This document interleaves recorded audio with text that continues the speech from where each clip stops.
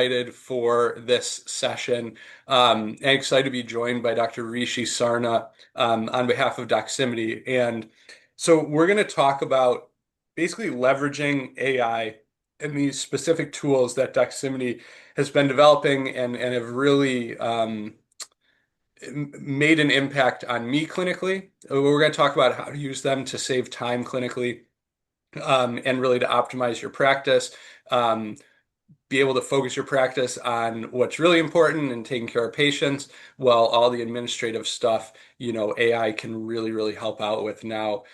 So it's gonna be great. Rishi's gonna take us through a lot of stuff, including a live demonstration. I'm going to share kind of how I've been using it as well. And just as some background on Rishi, so he's a physician, background in pediatrics, and has been in medical informatics and like a serial entrepreneur within the space and really focused on technology. A pretty cool fact that I found out about him, but he's been dunked on by Gilbert Arenas and Richard Jefferson, and was a pretty darn good basketball player in his day, but an even better doctor and like I said, a physician entrepreneur. So we're super excited to have him here. He's going to kind of lead the discussion, and I'll be chiming in as well. We're definitely going to have time for Q&A and any specific questions at the end. However, if you guys do have questions and like want to put up your virtual hand and ask as we're going, or if you throw it into the chat, we can kind of answer them as they come in, or if you want to save them to the end, that works as well. So very excited for this, Rishi. Thank you so much for joining us, and I'll pass the baton to you. No, I love it. My basketball career definitely ended after I got dunked on by those two guys. So I thought I was good, just not that good. Most So people's no, I what? really do appreciate it. Yeah. I learned pretty quickly. I had no future in the NBA. So really do appreciate that intro, Jordan. Very kind of you. For those of you who missed it, my name is Dr. Rishi Sarna. Please call me Rish. I'm the Director of Physician Engagement here at Doximity. And I think this aligns very perfectly with what Jordan had recently, he published an article about something that we are all starting to feel as clinicians is that AI is here, and how is it going to help us in our everyday clinical practice? So, what this session is not about is we're not going to talk about just AI in just this overview. We're actually going to talk about how specifically Doximity's tools can really help you with that everyday tasks. I think the biggest misconception with AI is it's here to take our jobs. It's here to replace clinical judgment. And that's not the case at all. What you'll see is that, with the AI solutions that Doximity has is how it'll actually, give you that time back. I know it sounds corny, it sounds cheesy, but you'll have more time with your patients. You'll have more time to actually relax and, help you with those, everyday burden tasks that we didn't realize we were, in med school that we'd be doing when we were practicing clinicians. So I'm going to go over like a quick slide deck of, what, Doximity offers. And then actually I'm going to go into the live environment as well. And then, Jordan, at any point, please chime in how you use these tools as well. So with that said, I'm going to share my screen. So one second, Jordan, I think I need access from you. So let me request access here and let me know when I get it. So Perfect. Should be good. all right, perfect. So, as I mentioned, my name is Rish. I'm the Director of Physician Engagement here at Doximity. And, like I said, those of you who are familiar with Doximity, whether it's other dialer or newsfeed, whatever it might be, we actually have the largest community in healthcare right now. We have more than 3 million healthcare professionals on our network. And what that quantifies into is it's about 85% of all US physicians. It's about two-thirds of all MPs and PAs. And just to show you how much we've really tackled the AI issue and how many of your colleagues are using it, last quarter alone, we had 300,000 plus clinicians use DocGPT and Scribe, and I'll go into what those are, but those are, our two big AI tools which we offer. Um, so right now, the state of AI in medicine, right? This is where what I had mentioned earlier of what the sometimes the hesitation of AI is, but the physicians and the clinicians that are using it, what are they using it for? And I'm not going to go through all of these, but you can see those of I'm those sorry to individuals. Oh, interrupt. sorry. For some reason, I'm not seeing your screen. I don't know if everyone is. I'm just seeing it as, I'm yeah, not I think seeing we're my just screen having now. trouble seeing the slides. Okay. I wonder why that is. I apologize. No problem. I thought it started. It Let's did try it initially, I again. saw it, and then What okay, about now? here. I think we're good now. All right. Perfect. I don't know what happened Okay. I there. apologize for that. We are good. No, you're good. Yeah, I don't know what happened. No problem. Okay, cool, cool. Thanks for jumping that on that. But like I said, I'm not going to go through over all these, but the biggest thing that we see why people are using AI, and this was an internal survey we had done with physicians on our platform, like what are you using AI for? And the biggest thing was literature search, right? Being like, hey, I'm putting a clinical prompt in, and then being able to back that with actual like support, like looking at the references and all that. The other biggest thing we've seen physicians and clinicians use AI for is for those administrative tasks, right? Like writing patient support letters, writing education letters, insurance correspondence, translating documents, uploading documents, and getting a quick patient. So you can see now that it's getting more and more selective with the clinical judgment, the diagnostics. And you'll see how DocsGPT is, specifically will help with that. You can still see my slides, right, Jordan? We're good? Okay, cool. Now, on top of that, though, like I had mentioned, I'm going to keep harping this over and over. In that same internal survey we did, AI really, really does reduce the burden. I never say burnout because, if you're going into medicine and you're thinking you're not going to be burned out, you're in the wrong field. You're going to get burned out in medicine. It's part of what we do. But that burden, though, I always talk about that excessive burden that we didn't realize that we would have, and those administrative tasks can really, really make the difference between having a great day in your clinic versus having a bad day. So that's the biggest thing that, when we've done surveys with all our physicians who use AI tools, they've said the biggest thing is helped with is the administrative burden. And then it's no coincidence that helping with that burden has led to a better job satisfaction. And then obviously that improves their better work-life balance. And then, even a very, coming in fourth is, better patient care and outcomes. I mean, you can see these are all pretty much like analogous with each other, right? They're all right up there. Now, this is one of my favorite sayings that Dr. Chu, who's been using Doximity for a long time, just specifically for patient care. She said, "I'm loving using the new AI tools that help me provide better patient care. I've recently been using DocsGPT to help draft more than 504 letters for ADHD patients. Always impressed by speed and thoroughness. Thanks, Doximity." I mean, for her to have to write 504 letters for her patient ADHD, you can see how much time that saved her alone from that, right? Now, like I mentioned, Doximity's AI suite, it can fall under two products. We have our DocsGPT, which is our LLM, and that's for those of you who don't know that that's called a large language learning model, and our Scribe, which is our ambient listening tool. So DocsGPT, like I said, this can be used for putting in clinical questions. It can be used for even like helping you draft those letters very quickly. And like I said, we'll go into that very specifically when we're in the live environment. And then Scribe, which is our ambient listening tool. A lot of times people dub it as their clinical documentation assistant. Now, for those of you who are not familiar with Doximity or who don't have a Doximity profile, Doximity has always been free for all U.S. physicians, MPs, PAs, and now medical students. But the greatest part of it is everything is HIPAA compliant. I cannot say that part enough. I cannot emphasize that part enough.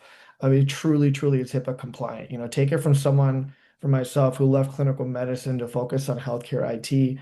Many, many companies claim they're HIPAA compliant, but they truly are HIPAA compliant. No information is ever stored.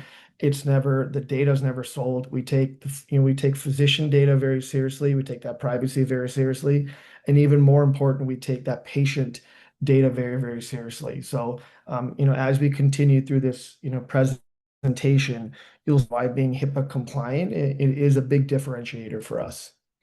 Now, let's start off with DocsGPT, quick little, what you can do with GPT, and then we'll jump into Scribe, and then, like I said, we'll jump into the live environment. So the biggest use case for DocsGPT reference tool, right? This is designed to help you, with, clinical scenarios which you may not be familiar with, right? You may have a patient that comes in as a ton of comorbidities that you don't necessarily know that might be the care track, or might be, what you might have to diagnose. That's the biggest use case for the clinical reference part of DocsGPT. The other cool part is, like I was saying, if if there's something maybe you're unsure what you should prescribe, or like I said, a patient might be on a ton of medications, and you're like, what, does this drug interact with this drug? The coolest part is we actually have a full in drug monograph built right in. And the way I like to talk about the drug monograph is it's almost an app built in with an app. One of the coolest, or actually one of the scariest stats I read a few months ago was that the average clinician uses between 5 to 7 clinical apps during their shift. And if you really think about it for a second and go through your clinical, see how many apps you're going through, you can see that 5 to 7 actually might be on the lower end of it. So, at DocsGPT and at Doximity, we were like, we wanted to minimize, of you getting in one app and then getting out of another app and then going into another app. So having a fully built-in drug monograph is, one of those examples. The other thing too with our drug monograph, unlike, the competitors out there, is that our drug monograph actually is not AI generated. So this part of DocsGPT is actually, it's coming straight from the FDA. This is just a database of all the drugs. And we all know with all our pharmaceuticals that the FDA is our source of truth. So the actual built-in drug monograph, again, is not being AI generated, is coming straight from the FDA label. Now, the next part is where's this information coming from, right? This is the biggest transparency part of DocsGPT, is that the trust you have in us of where's this information coming from. And whenever you put a clinical question in, whether it be like, management, or, you want to learn more about something, or like I said, even if it's, about, certain drugs, or, whatever it might be, that information is coming from the top journals and guidelines that you already trust. And right now, our data bank of that is a little bit more than 2,000. So instead of it coming from some random sources, or sources which have not been properly vetted, all of our information does come from those top journals and guidelines. And then what I mean by is, by we pay for PDF access, we've all been there where you see a reference and you're like, you know what, like I really want to learn more about that. And you click on it and you get paywalled. And what I mean by paywalled is you have to put now a username and password.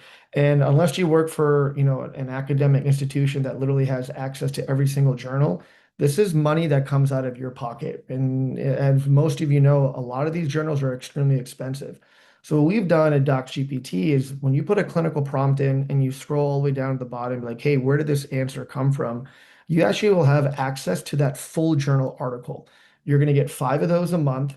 And what happens is the journal or the PDF either opens up instantly in your web browser, or it gets emailed to your email address that you have on your Doximity profile. And then you'll have access to that journal article for 72 hours. And in my opinion, that's 1,000 times better than just reading like, a 4 or 5 sentence blog on that. Uh, the other cool thing you can do is, uploading patient records. Again, we've all been there where you have either a crazy day in clinic or hospital floor, and you just have 15, 20 patients on the wards, and you get a brand new patient, or you get a, patient record that is 40, 50, 60 pages long. And remember I talked about in the beginning of it being HIPAA compliant. Well, this is where you can, trust the model where it's not training on prompts, it's not storing information, but you can actually take that patient record, upload it, and you can give the model prompts. Be like, hey, listen, can you please summarize, this path report? Can you please give me like WBC, ANC trends, whatever it might be? I get asked this question all the time. What's the maximum number of pages you can use for this?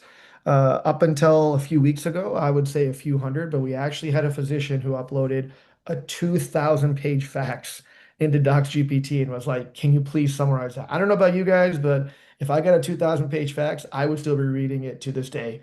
So, like I said, we will, we always do our due diligence. We read every word when we get a new patient document. But when you are in that, grind and you just don't have time, this is a great tool to help you summarize those records. The other cool thing is when you're using DocsGPT, you're actually going to get Category 1 CME credit. And why wouldn't you? This is designed to enhance your education. This is designed to teach you something new that you may not know about a certain disease state, or something, in your specialty, which you might not be familiar with. It's not like you're like online shopping or looking for restaurants here. You're actually learning. And so you will actually get category 1 CME credit. And it's so easy to claim. And I can show that in the live environment. But, after you have relevant prompts and you read through things, you can actually claim that CME credit. And then the coolest thing about, Docs GPT is, and the thing you'll see with all of our other products, whether it be Dialer, which is our, secure, telehealth platform, or Scribe, like I said, which is our ambient listening tool, is all these products are designed to work with one another. They're not siloed, they're not designed to be like three or four different apps.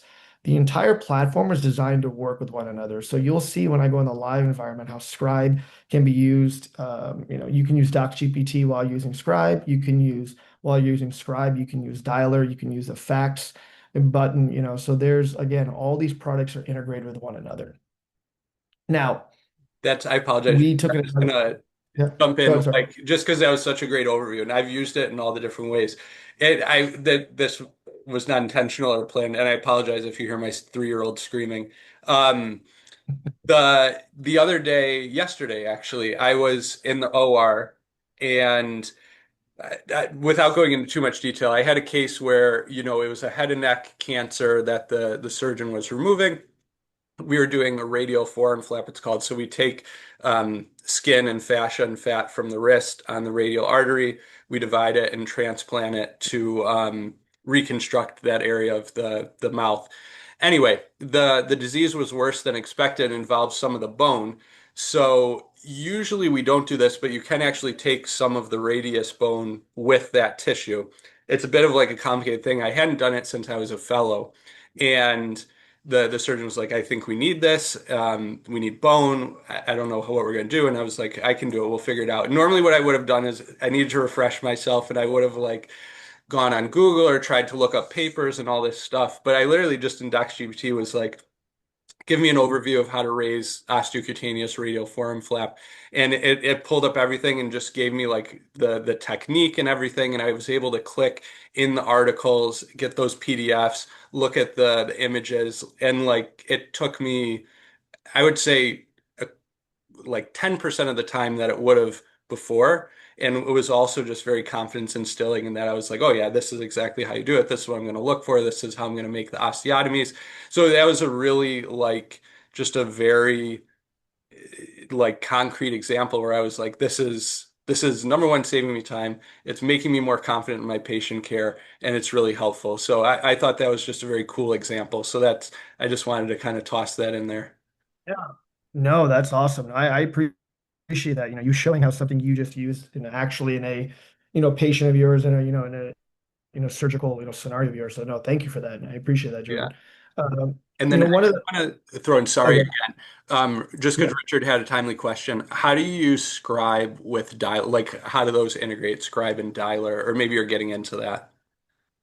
Yeah, I'll definitely get into that, but just to Perfect. answer that real quickly, when you have a note generated in Scribe, you can actually the tool will generate a patient visit summary, and you can actually send it to the patient via our Dialer platform. So Dialer is used for telehealth. It's used for secure phone calls and also securely messaging your patients too. But I'll get into that real quick. But yeah, that's how the integration happens, where Awesome. once a note's generated, you can send a patient visit summary instantly, and even like patient education materials. And I'll show how all those are intertwined. Awesome. Uh, the biggest, oh, sorry, anything else? There No, was no, another that's question. Sorry. fantastic. No, thank you. Yeah. Yep. The biggest thing again, like I mentioned earlier, is the accuracy and the reliability of AI, right? I always say that any company that tells you their AI model doesn't hallucinate is lying to you. AI does hallucinate. And so at Doximity, you've seen the steps we've taken to minimize that hallucination. One of the biggest things was being like, hey, this is where the information is coming from. It's coming from these sources and these guidelines.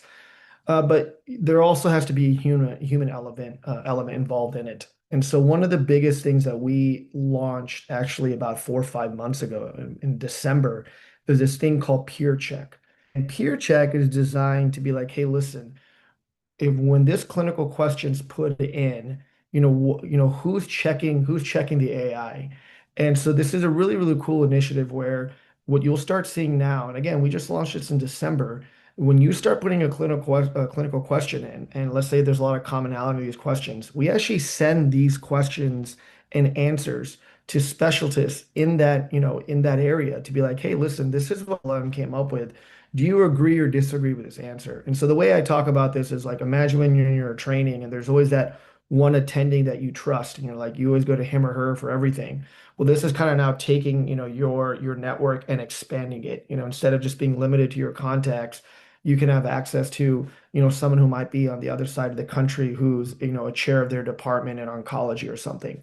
So, like I said, we launched this in December, and just in December now, we have more than 10,000 authors that are giving their knowledge, their expertise, being like, yes, I agree with this answer, and these are the reasons why I agree with it. Or even on the flip side, like, I disagree with this answer, and this is why I disagree with this. And then we quickly go in and, look at, why that answer was wrong, and then we quickly edit it.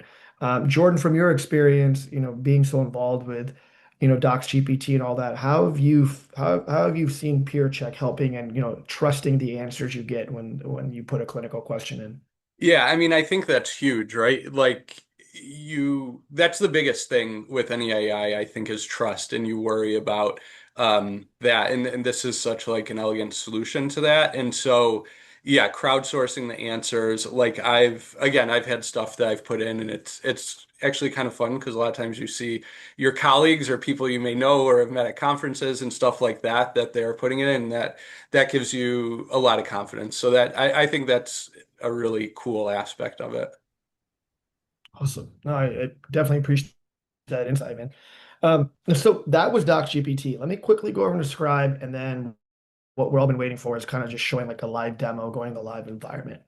Now, like I said, Scribe is our ambient listening tool.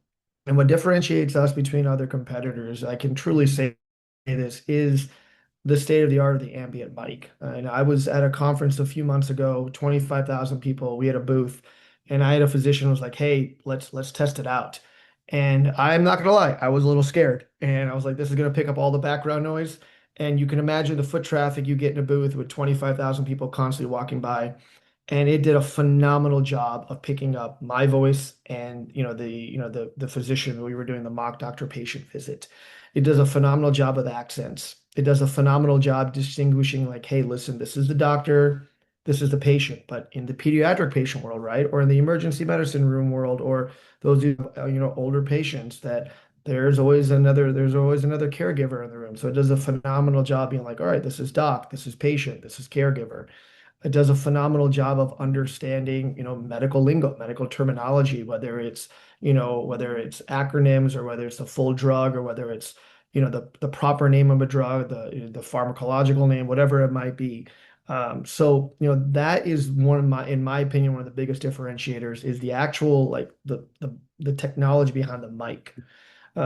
The next thing is once that audio is recorded, right? And I cannot say this enough. Once the audio is recorded, that audio is never stored, meaning that once the audio is recorded, a transcription is generated.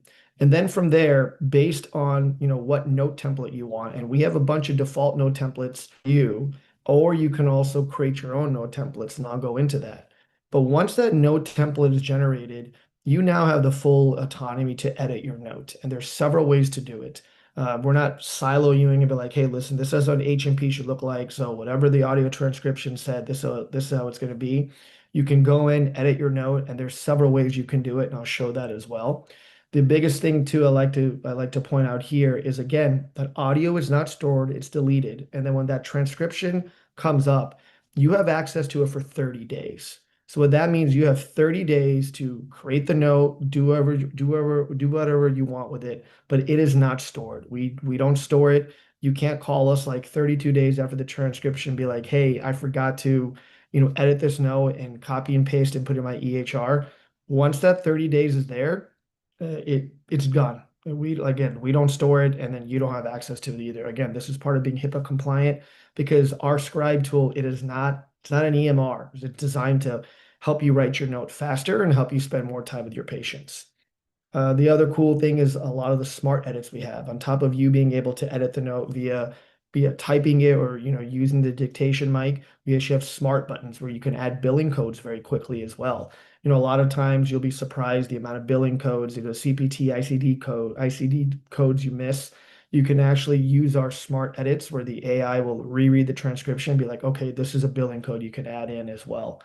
The other cool thing is, like I mentioned, you can customize your own templates along with the templates which we provide you. And again, those templates were created by physicians internally and physicians in the community, where it's like, hey, what's the most common way an H&P should look like, a SOAP note, consult note. You have the ability to customize your own note templates. The biggest reason why Scribe was created was obviously you that time back, but also to get control of your note again. I came from that transition of writing paper notes and then overnight being in an EHR. And I know the more and more you get in with those more complex EMRs, like you don't have autonomy of your note anymore. You're being told now what should be in your note. And I'm always in the believer that you should have control of your note because at the end of the day, it is your patient and you're seeing them and how it should be. This is the integration now of how you can use Dialer and Scribe together. Is once a patient note is generated, it'll actually create a visit summary for you, and you can actually obviously edit it, and then you can put the patient's phone number, and you can text it to them. Again, our Dialer technology has been around for like 7, 8, 9 years, and it is extremely HIPAA compliant, extremely secure. So just another way of showing how those two work together analogously.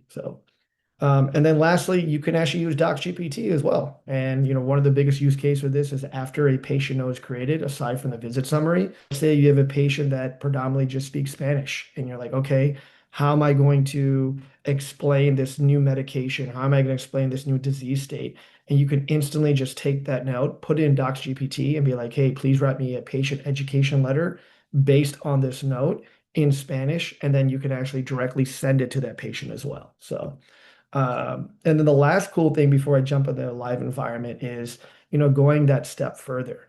One of the biggest feedbacks we got was, on our Dialer platform. Again, Dialer is our telehealth platform where you can make telehealth calls, phone calls, or send secure messages. Is that when you actually are on a telehealth visit or a patient phone call, you can actually simultaneously hit Scribe. So this is feedback we've gotten from physicians in a community like Jordan, be like, hey, listen, like this is great. I'm using Scribe or I'm using Dialer for my phone, but I'm having to open up another device to use Scribe. And we're like, all right, well, let's just build Scribe right into the interface of when you're using Dialer. So again, this is an app within an app, and I'll explain that more once we get in the live environment.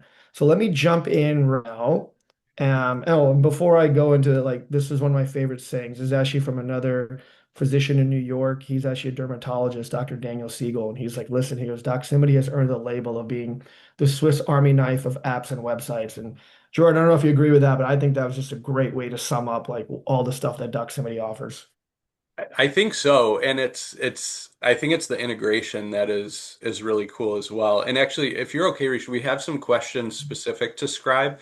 Maybe we could Yeah, do those and then go into the live environment. of Uh, course, of course. yeah, and I think one of the things I like a lot too, which for whatever reason, like our hospital just doesn't have great like patient education information. And I always end up answering like a million of the same questions all the time. And so the scribe is really good of taking like the conversations I have and making that patient forward to like revisit the questions that keep coming up. So that's been a really cool thing.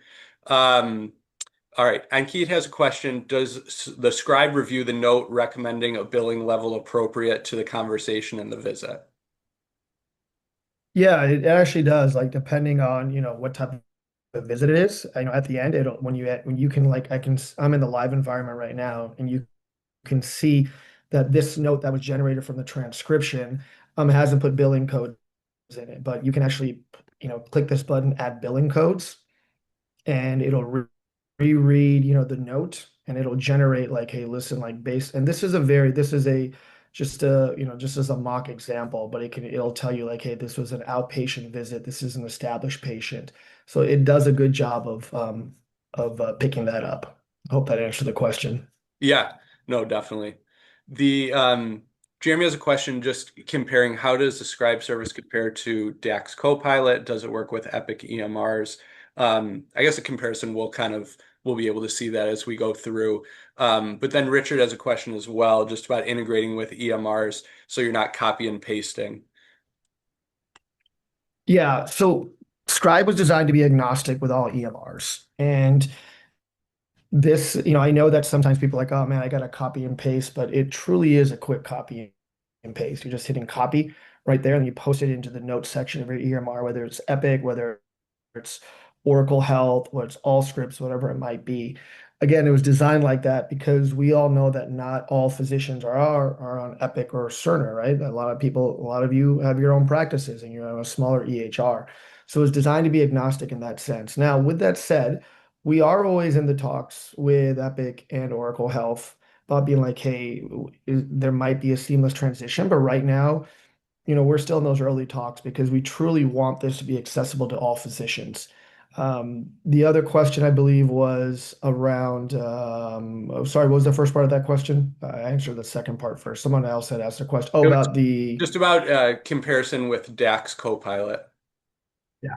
Okay. So I never like to, compare or call out other, Yeah. competitors by all that. The biggest feedback we've gotten from physicians using our scribe, providers using, Doximity scribe is no bloat. Is that compared to the other competitors, no bloat is much, much less. And the microphone is just much better. And then the seamless transition from going from your phone to the desktop version. And what I mean by that is right now, clearly I'm on the desktop version, right? But the nice part is with Doximity, all the devices are designed to talk with one another. And the kind of the analogy I give is like imagine if you're watching Netflix and you're watching it in your bedroom, and then you have to go downstairs or go to the kitchen, you have a TV out in the family room. If you pause your show from the bedroom and you go down to Netflix downstairs, you can pick up right where you left off, or you can pick up from your cell phone. And so that's what, Scribe is designed to do is obviously, again, I'm at the desktop version, but I always recommend what, providers do is you actually start the visit from your cell phone, meaning that you open up Doximity app and you go to Scribe and you start the recording from your cell phone. For many reasons, I think this is better because a laptop is less cumbersome between you and the patient. It's more annoying to carry that around. When you have a very busy clinic day, you're going from, one patient room to another, taking your cell phone's a lot easier. So you can start the patient visit recording from your cell phone, and then simultaneously, without you doing anything at all, it'll actually populate in the desktop version of Doximity. You don't need to be logged in simultaneously. You can literally just be like going from one patient to another. And then when it's lunchtime, you just log into your desktop account and then everything will be right there. So that seamless transition, going from your mobile app to the desktop, the ambient listening tool, the mic, and then the no bloat are the three biggest things we get, the feedback we get back from providers who are using other ambient tools and being like, hey, listen, this is a differentiator for us. This is why I switched, or this is why I like your product better. So I hope that answered that question. Yeah, and I think that's key. And that goes into Jeremy just asked a question like, how do you copy and paste if you have the app on your phone, computer, and the EMR is only on your computer, and basically like that. So to me, that's huge because without that, it's really hard to do. In addition to the other advantages. So, all right, thanks for going through those, Reach. I'll go Yeah. through the live environment, and then it definitely questions keep popping them up. Um, Yeah. sorry, And please because this feel, is. jump in anytime if there's a relevant question and I'll answer it. So No, because Kareem has one. How would it recognize multiple patients if you check it on the desktop after the phone? And that's just one of those cool things that this just does. But I don't know if you have insight into the how, but yeah, I don't necessarily know the how. I'm not the tech guy that built it, but it does do a great job of differentiating. And so let me just kind of just go backwards, and then I think a lot of these perfect. questions will be answered. Yeah. So let's say that I'm about to see a new patient.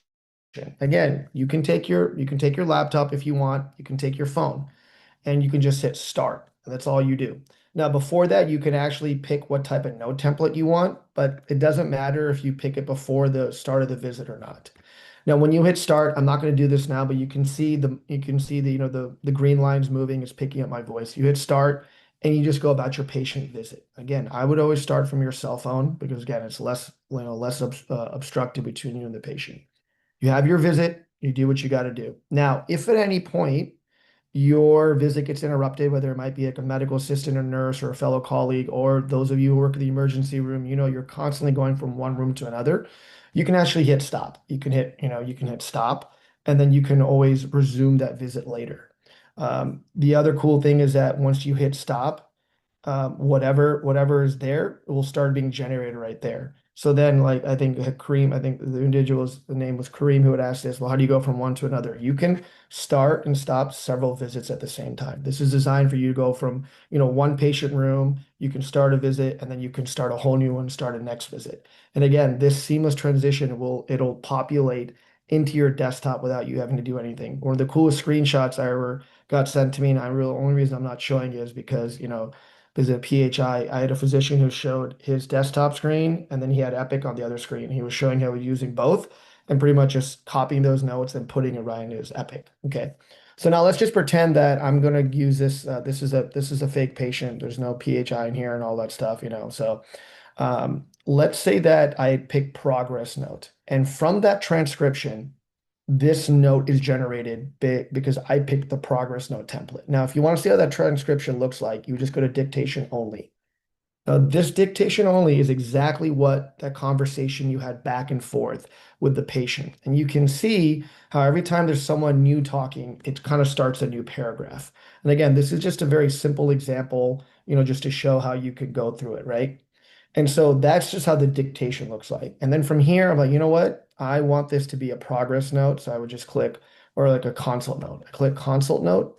And then based on the template, and I'll show how the template looks like on the back end, it'll now take that transcription and it'll now seamlessly create a note for me based on that. Now, again, this is the biggest feedback we get is the note bloat that goes away. You can see that all the stuff which is only pertinent to, this visit that's medically related goes in. If the patient for some reason goes on and on about their dog or a vacation, it's not going to put it in there. And again, that's that note bloat part I was talking about. Now, once this is here, there's several things you can do with it. You can manually edit it by clicking on this pencil button, double click on here, and you can type away. The other thing you can do is you can actually use the smart suggestion box, and you can do something like, please condense HPI to 2 sentences. And so you're almost commanding the AI what to do, and you just click update, and now it will reread your entire note based on that smart edit box. And now it'll be like, okay, well, you want me to condense into 2 sentences? This is the stuff I'm taking out and the stuff in the green I'm putting in. And if you agree with it, you can just hit accept changes. And now you can see that HPI has been condensed to 2 sentences, right? You can even say like, hey, make it more, make it more detailed. You have a speed button there, more detailed, more concise. You can update pronouns. I showed that example. You can add billing codes.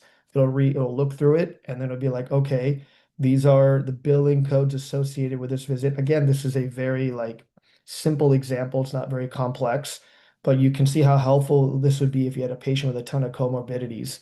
And it puts in right there, and then it obviously highlights in green, then you can accept the changes. My favorite way to edit the note is this resume button right here. This is, let's say the patient's well gone. This is like maybe a day later, you're up in the morning, catching up on notes.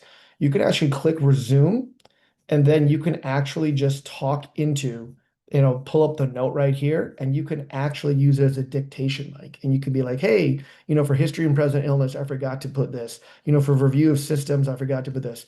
The biggest asset I see with this one is this physical exam. A lot of us don't feel comfortable when we're using an ambient listening tool to say our physical exam out loud. So you can be like, hey, for physical exam, put this in. So you can see there's several ways that you can edit your note.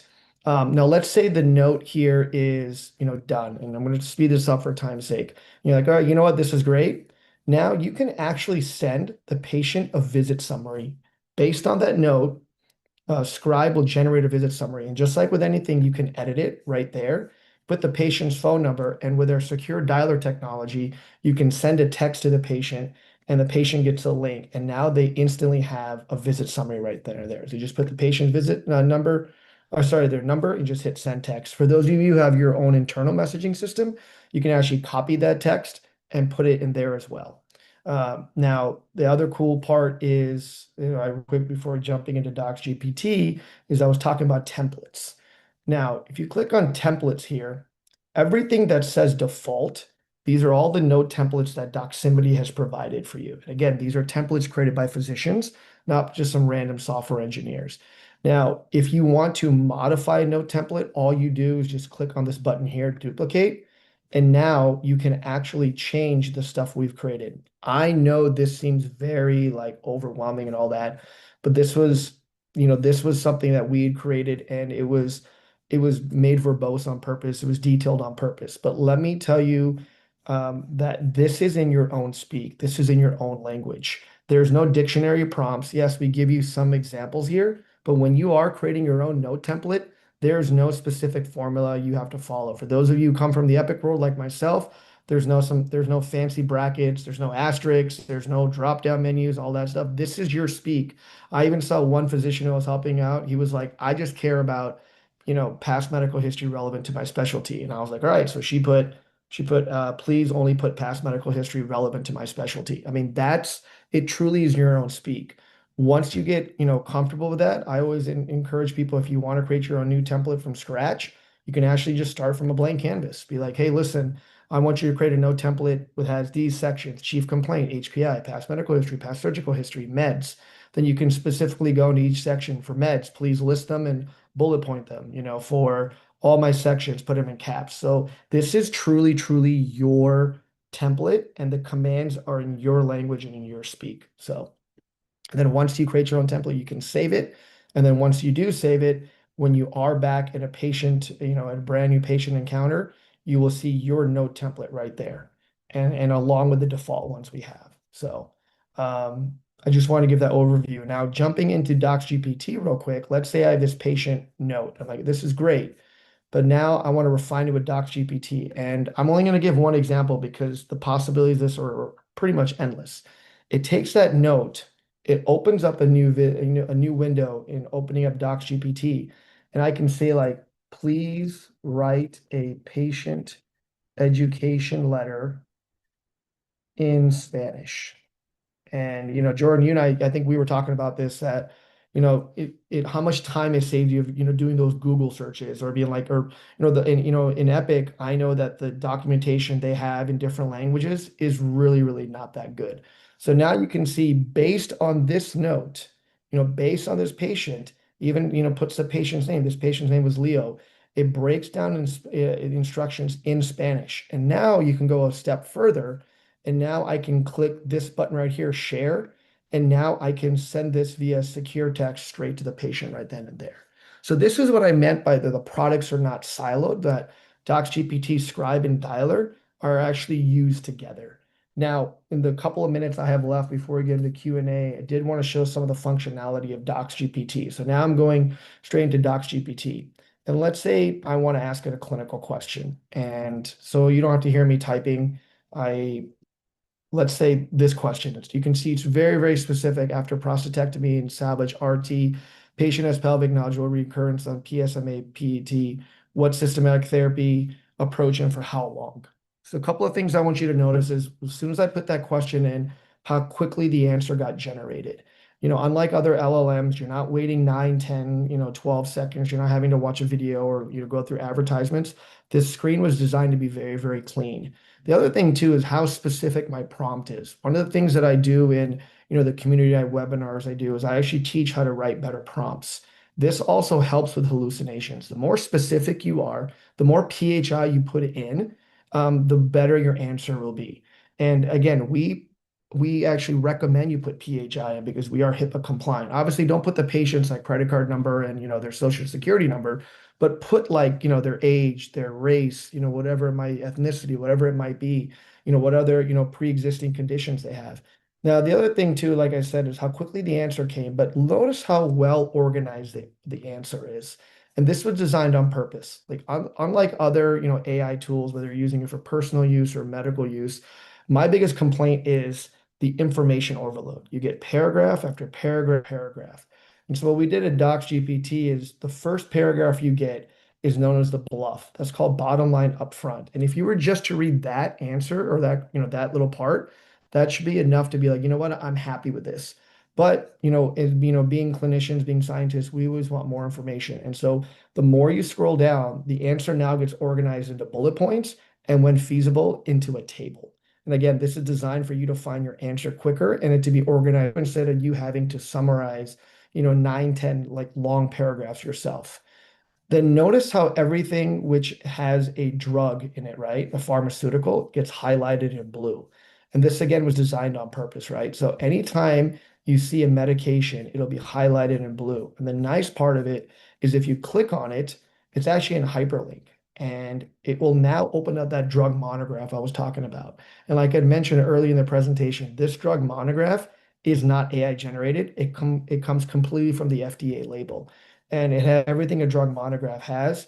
And then the coolest feature is here is this drug interaction. So if you do have a patient that is on a bunch of drugs and you're not familiar with the drug interactions, you can actually put those drugs in. And again, this is not a one-to-one drug interaction. If you had a patient that's on 15 drugs, you can put all 15 drugs in and it'll break it down like what the interactions are for each drug.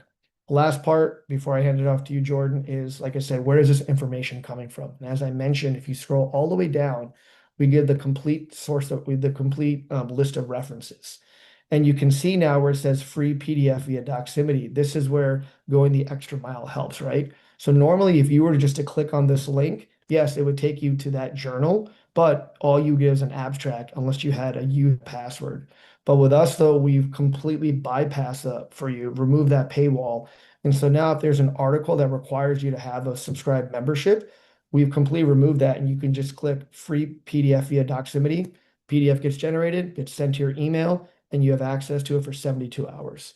Again, you get 5 of those a month. And then the next part is you can actually prioritize those journals. You can go down here in the bottom left, hit prioritize journals and be like, hey, listen, these are the top 5 journals and guidelines I trust. So if you can please source the answer from there, that would be even a game changer. So you can actually train the Docs GPT to be like, hey, when possible, please try to have the answers come from these journals and guidelines.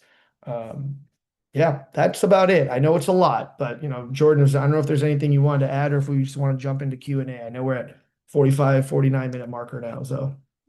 No, that was incredible, and I appreciate you going through. I mean, there's stuff that I'm always continuously learning, and yeah, it's like I said, it's been really helpful. Both of these, all of these. I mean, it's like an integrated suite for my practice for sure, and even just like my like I have PAs that a lot of times are doing the bulk of the notes, and this has helped them. But in addition, for me, like those notes are tough even for me to go through. So, I'll always have a section like the attending section, and that's where even my scribe note can go through and it can remind me, I'll have a patient that maybe I saw, again, most of what I do is breast reconstruction. I saw them a year ago and they were after their reconstruction having to undergo radiation, and I had talked to them about, okay, afterwards we're going to do this revision and we're going to touch up this, that, and the other thing.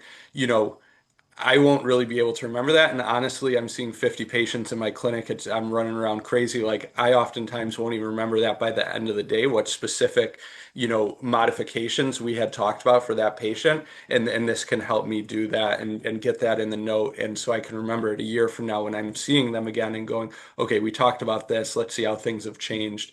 Um, and then the DocsGPT, like I said, that's really kind of been a game changer. And the biggest thing for me, honestly, is, well, I guess two things is one, the functionality is really easy and seamless. Like that example I used earlier, I really just wanted the technique. I didn't care, like about this anatomic study that looked at this with the certain flap. I just wanted the technique, and I was able to really get specific in the prompt and then just get that out of it and really specific granular data. Um, so that the functionality and the trust with it. That's the biggest Right. thing with competitors or any other AI, that it's the trust and the peer sourcing and having access to those PDFs to confirm everything. Um, but I think now we'll jump into a Q&A. So guys, definitely please throw your questions in there and we will cover absolutely as much as we can. Um, so Kareem, a follow-up to the question kind of on with Scribe, like going back and forth between patients. Do you put patient identification or like identifiers or initials in to recognize multiple patients so you're not like um, looking by diagnosis like strep throat, rhinosinusitis? Is that an option, or how do you like best navigate that?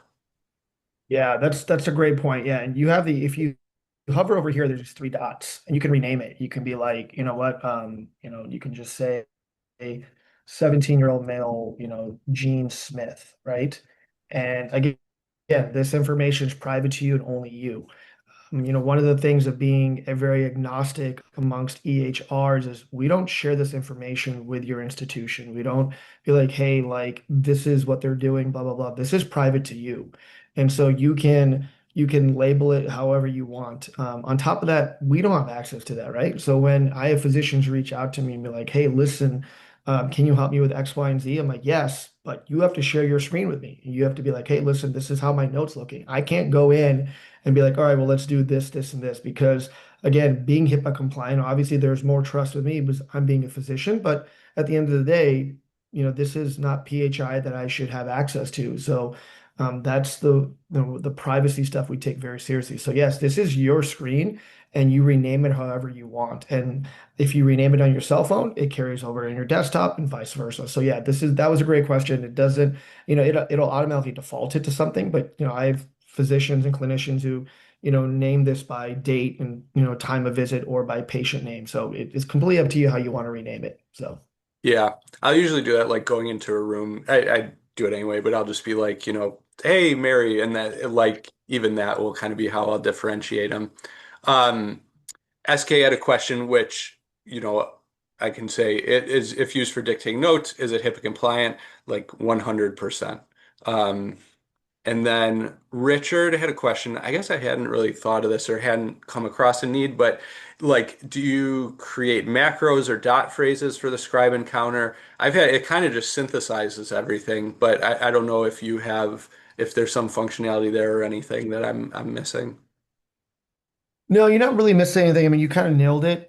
It's not like, we are so up in this world of like the advanced EHRs, we're having the macros and the smart phrases and dot phrases. There's no really place for that. But, we do work very closely with physicians that are married to a no template that has a macro or dot phrase. And so what you can do is, and I'll put the screen up at the very end. You can actually email me, and I'll loop one of my colleagues in. Where if you do have very very specific dot phrases or macros that you want incorporated into your scribe, we can actually help you do that when you create your own note template. It's not perfect, it's not 100%, but it's pretty damn close. Excuse my French. It's actually pretty close. The ability of some of our medical fellows we have that where they can truly take like an epic note that's got a ton of dot phrases and macros and put it into your own like customized template. So that's a feature we started offering a few weeks ago to helping physicians be like, hey, listen, set 15 minutes up with us and we can take your note and then we can help you create it in your own note template if you're having issues with that. Awesome. Um, Another question. Is there like a tutorial or help section just for like if someone forgets about some of this functionality? Yeah, I mean there is if you go on our website, and we'll also, Jordan, we'll also send you, a couple of quick little videos as Awesome. well that you can share with your group. And I'm sure, we'll do our own outreach. But that's the biggest reason why I put these two QR codes out is that if it's something where you're like, hey, you think of a question later, just email me and just rishi@doximity.com or the QR code on the right. You can actually schedule a demo either for yourself or for your group, right? Let's say you have a group of like 15 physicians and you're like, hey, listen, this would be great to go over like a more in-depth tutorial. Yes, but we definitely do have some, few small videos, and then on the website as well, there are some, kind of like quick, tips and tricks, but we'll get that out to your audience for sure. So. Awesome. Um, Another question. This is a great one. Our hospital has a group plan with Dax Copilot. Jordan, have you had any pushback from your hospital using an AI scribe that perhaps isn't endorsed by the hospital system? That's a great question. Our hospital system, like we don't have any, plan with any. I probably most of the physicians I know they're using AI or using Doximity. Um, I haven't had any pushback or anything. I mean, it's 100%, like I said, HIPAA compliant. Um, so I really, to be honest, I haven't like asked permission. It's pretty much myself and a lot of the physicians that do it. It's no like we're not hiding it or anything like that. But it's all HIPAA compliant.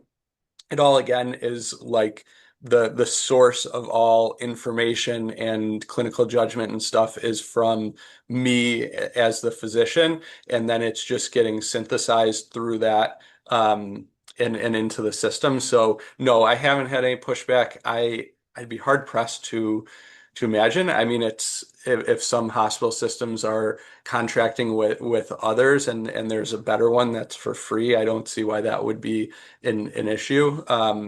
But yeah, that's my 2 cents on that. A couple questions about language. Um, what about if the patient is not English speaking? Does the system pick up the language and translate it automatically? And then can it listen in Spanish, create a note in English? I know you talked a little bit about the translation there. Could you maybe talk a little bit more about that?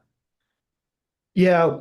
Okay. So this is something that I don't purposely bring up because, as all of you know, there are very strict translator rules, right? When you work in an institution, you officially have to have a translator, which is recognized by your facility, and all that stuff. So this is why I don't go into it. But if you look right here, there's the thing called visit language, and it says English. If you go here and you say, primary visit language is not English, you can hit save. And now it'll know that it's a different language. And it does a pretty good job of when a patient or a provider is speaking another language, translating it for you.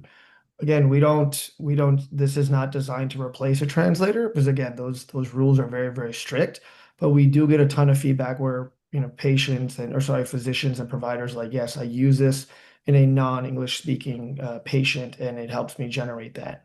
The other thing too, the translation part is when you are here in, Docs, say we're fine with Docs GPT, and let's say obviously your note is in English, but then you want that patient visit summary or you want that patient education letter or maybe work release letter, whatever it might be. That's vetted in more than I think, believe it. And I think now we're at 42 plus languages now. It might be 42, 43. So it's not just Spanish, French, it's Hindi, Punjabi, Urdu, you name all the, Mandarin, Cantonese. But this part right here, the actual translation part, like I said, I don't advertise that too much just because I don't want to get anyone in, hey, I don't need a translator anymore. I got this thing. But it does a really good job of translating other languages. So yeah, Awesome. that's my 2 cents on that. Yeah, and I think you could even, a lot of us have the teletranslation and stuff like that. Like it'll pick up with that as well. And then I know this went quick. We're right at our time, but another good question by Kareem. Um, to piggyback on AI, pushback question, do you have to disclose in the note that AI was used? That's a great question. I don't honestly like because it's kind of coming from me. It's all my stuff and then I'm editing it if needed. So, but I don't know, Reese, what's your kind of thought on that? Yeah, I always tell all physicians, providers, you should always let your patients know that you're using an AI ambient tool. It's just a quick little thing. Hey, listen, like I'm going to be using Scribe today. It's designed to help me write my note faster, and I can, actually spend more time with you and not have my, face, stuck in a laptop. Very rarely does a patient ever say no to it. I think it's just good common practice. A lot of the providers in their note will put like in their template, just have like a sentence like this note was generated with the aid of an Doximity scribe. So I think it's just good practice to do it. I always recommend that. And again, your institution might have some rules on that too. And I just did want to piggyback on that question earlier about your institution pushing back on it. One of our contributor Scribe big time, he always says, "Hey, listen, if the website's not blocked, you're in good Yeah. hands." Is what he said. And I never encourage anyone to be like, "Hey, if your hospital has a specific, contract with someone, like you got to use ours and don't use theirs." Again, it is free, it's HIPAA compliant. And we've rarely ever gotten any pushback from people being like, "Oh, I can't use it." And I tell you to go against what your institution's rules are, but there's a reason why this tool is designed for, to be, like I said, to be agnostic and for you to use it how you want it. So Yeah, exactly. That makes sense and great advice. Well, this was awesome, Reese. I appreciate it so much. Everyone who joined live, thank you so much. If you're watching the recording, thank you. Um, I know you had up there the QR codes and stuff. I don't know if you're able to throw that up again Oh, and yeah, yeah, yeah, yeah. Right. Yep, yep. um, perfect. And so if anyone wants to reach out, you've got his email there. You guys know mine. It's jordan@prudentplasticsurgeon.com. And then I'll make sure we'll send to everyone who registered recordings and everything like that. So thank you guys so much for joining live. Rish, thank you so much for sharing your expertise and for everything that you guys do at Doximity. And have a great night, everyone. Yes. Thank you so much, Jordan. Much appreciated. Thank you, thank you, thank you. All right. Have a great night, everyone. Yeah, take care. Thank you.